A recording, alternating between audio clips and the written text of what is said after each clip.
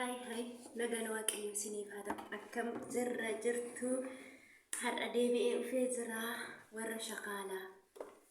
warri shakaalaa arrabsuu koottaa shakaalaan maal akka gootu ilaalaa itti himaa haa baratanii nurraa hojii shakaalaa wanta shakaalaan gootu nurraa haa baratanii biyya arabaa qixanii maal hojjettu mana fuudhanii ittuma maal gootu warra nuun jedhan koottaa nurraa hawwatanii nurraa ilaalaa anamma yeroo shakaalaa taane hin beeku akkatti sinti beekee qanuun beeku as ilaala kunoo saabunaa taayi oomoo nurraa haa baratan warri ogummaan beekanii durba biyya arabaan fuudhiinaa jedhan gaafa kottaa laalaa jedhini.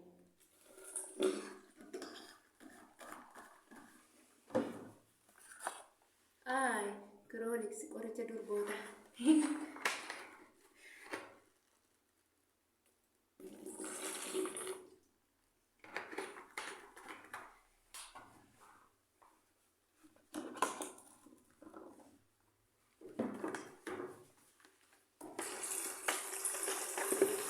Nurraa baratanii ittiin naagaha warra durba biyya arabaa maantu fuudha jedhanii akka nuun fuune uffatanii haa ilaalanii maaliif akka nuti fuudhamnes haa ilaalanii ittiin nuu himaa irraa ittiin nuu gahaasinii jedha yeroo dhiqun ilaalaa dhiquu jammaree jira ilaalaa warri nuti uffatan haa ilaalanii maal akka nuti goonu.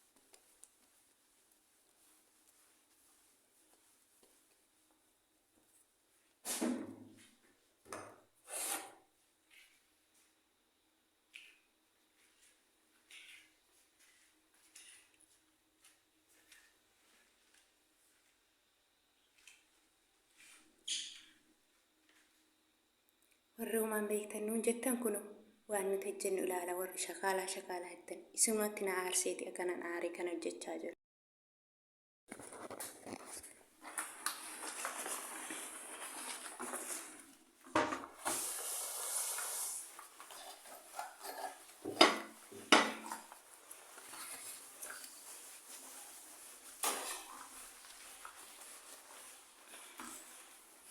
Ilaala.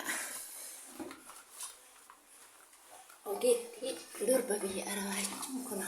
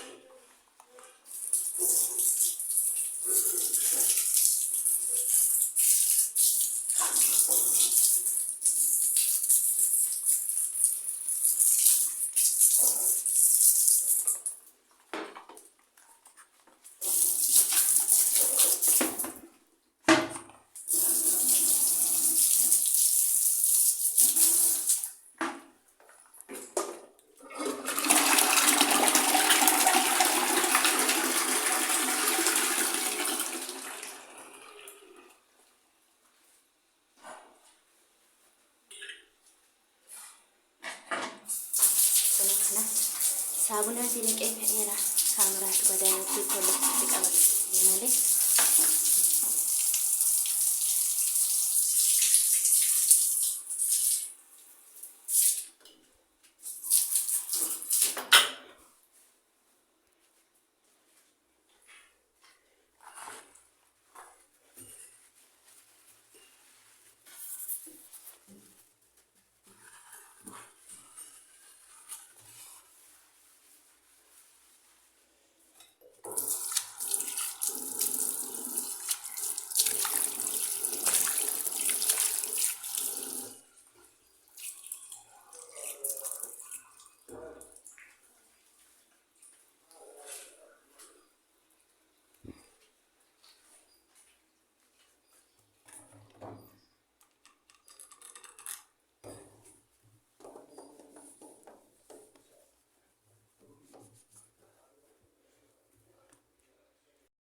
no xumuree jira. Viidiyoon immoo hunduma isaa yeroo nama girgiddaa isaa kana saabunaatiin hunduma isaa kana saabunaa yeroo dhiqu haal kaameraatti qaba baay'ee na dhiba malee haala ajaa'ibaan sin argisiisa. Shakaalaa iltanii nun arrabsiina. Shakaalaan ogeettiidha. Yoo viidiyoon koo isinitti tole immoo laayik sheer naa godha. Warra nu jibban biraanis nu gahaan isiniin jedha. Haala akkasittiin hin bareeda.